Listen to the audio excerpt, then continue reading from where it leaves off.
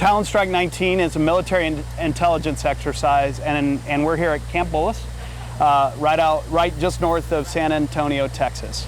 And I think I would say Talon Strike is the 58th is the training audience, and my brigade, the 71st Expeditionary Military Intelligence Brigade, is more of the trainers this year. That's how we've worked it out. And we're out here helping Julie's soldiers learn basically three things.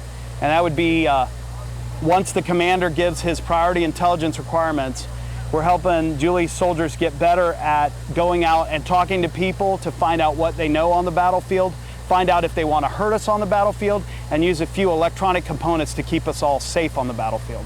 Why is Talon Strike 19 important?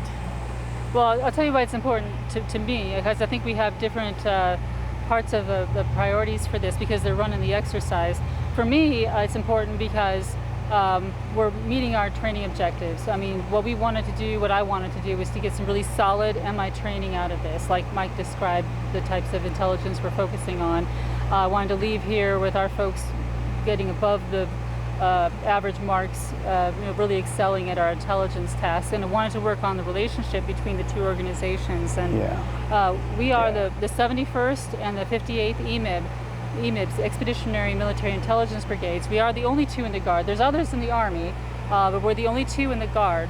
So this experience is pretty amazing because we're here for the first time training together as EMIBs, which is rare, and for us the first time. I'm not sure any other EMIBs have done this sort of thing before. I don't think so. So again, meeting our objectives, our training objectives, and developing the relationship between the two organizations. But I'd also like to, if I can, take this moment to thank the 71st EMIB and the Texas National Guard for hosting us in this exercise, because they prioritized us as a training audience so we can meet our objectives and really appreciate that support.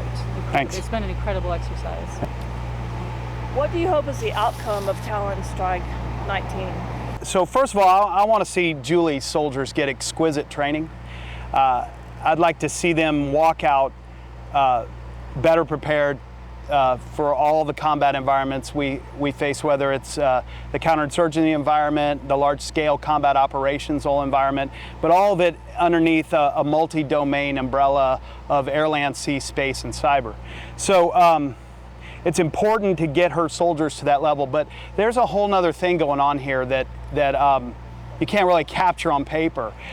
Julie alluded to it earlier, it's the relationship, and you can see our relationship is strong, but we're seeing down through the ranks, we're seeing lieutenants and senior NCOs and junior NCOs, and most importantly, enlisted soldiers exchanging ideas, because her soldiers have seen and done slightly different things than our Texas and California, Wisconsin soldiers have.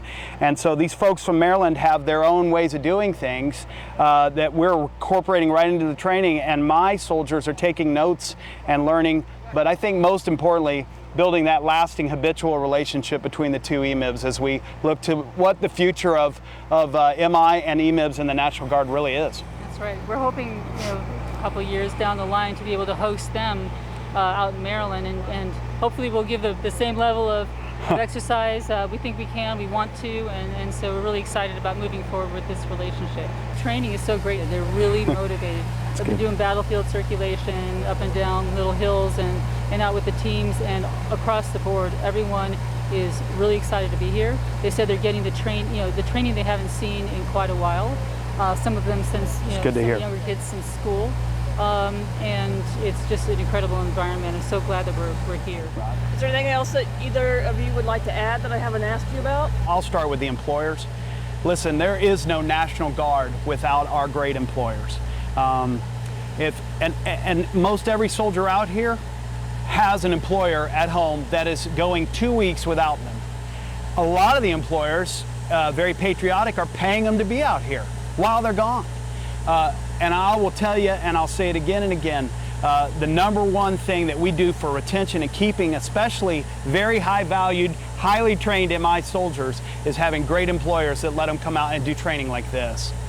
So that would be kind of my final thought, is thanks to all the employers in Maryland, Texas, Wisconsin, and California. Good point. And along with that, thanks to the soldiers for being here. I'd say Maryland because it is so hot, so it takes a little bit of an extra effort.